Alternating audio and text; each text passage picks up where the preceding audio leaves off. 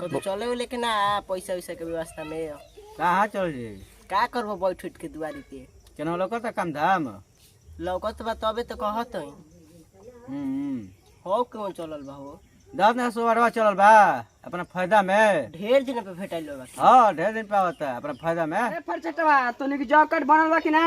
ना ना तो नाम बोलस तो अपन बाबूजी के नाम बोलस तोनी के बाबूजी का नाम हो मोर बोला मुआ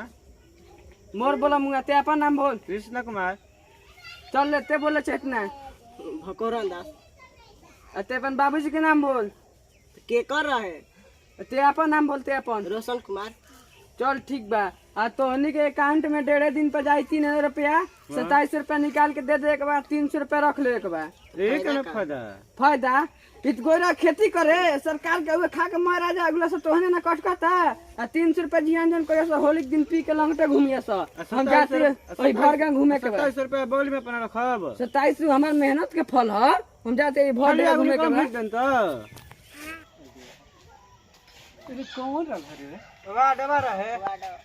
तू कैसा रही है वो दवा दे जाओ काट बनाओ चलता कहता नो कि 3000 आई 1.5 दिन पे 27 रुपया निकाल के हमारा दे 300 रुपया होली के बनूरिया पी लो अल्लाह उठे नची तो तोहनी के का कहला हो बनोइला हो नाम तो लिख ले पूछला त का करी जा लिखवा दे नहीं जा जाय दे भले तोहनी के 300 रुपया मिली फ्री के हर महीना में आ 1.5 दिन पे कहत रहला तब तो सर्व रोजे बड़ा से तोहनी के रे 27 रुपया अपने बगल में धर लेता है नहीं सोचत जा कभी से तो कौन पानी पीछे गुरु हा ना जाय दे छोड़ हम जाते तन गरु माल के चलावे के ठीक बा जाई बाबा ई वादा बा चोना बका ये भाई चोना भाग अरे महबीर वाला कहां भागत रे हना तोर जॉब कार्ड बनल बा कि ना कहां बा सब आ कने तोर जॉब कार्ड बनल बा कि ना अभी कहां नहीं के बनल ते अपन बाबूजी के नाम बोल ते अपन बाबूजी के नाम महावीर बाबा ना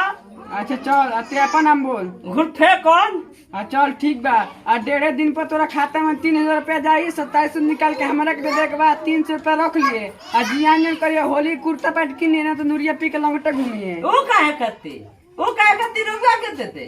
काहे के दे दे हां तोरा दुआरी पे जान तो नौकर है ना कापी लेके आई भाई हां तो रुपया के जितावल बा काहे करती जितावल बा तो में 10 27 300 तरह के दिया त नो घी चल ठीक बा बना दे हां चल आ तोर भोरे बन जाई अकाउंट में जाई सुबह 7 बजे आ 3000 रुपया 27 रुपया निकाल के लिए के दे दिए ठीक बा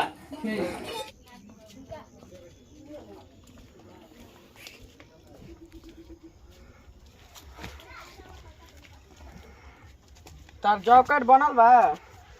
ना रे जॉब कार्ड का कहला जॉब कार्ड ये कहला कि जनरेगा में काम करला ओकर बनला अच्छा हाँ आ 1.5 दिन पर 3000 रुपया आई तारा अकाउंट में जॉब कार्ड बनवा लेब तो आ 27 रुपया हमरा के निकाल के दे दे के बाद 300 रुपया अपना के रख ले के बा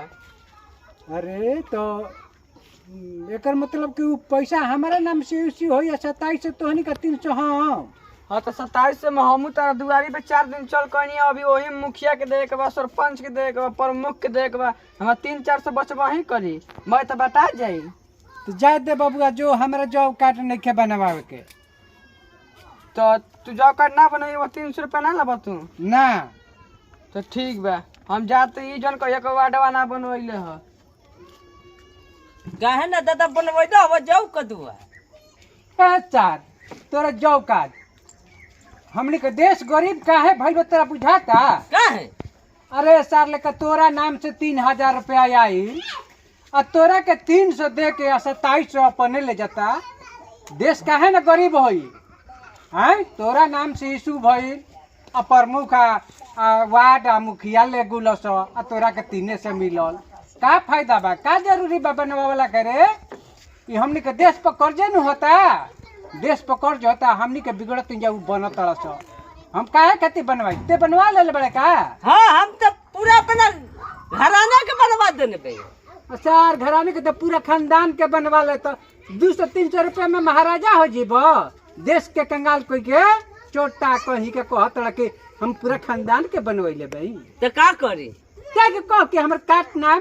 ठीक बा देश के विकास करे दो देश के गढ़ा में मत गिराओ ठीक बा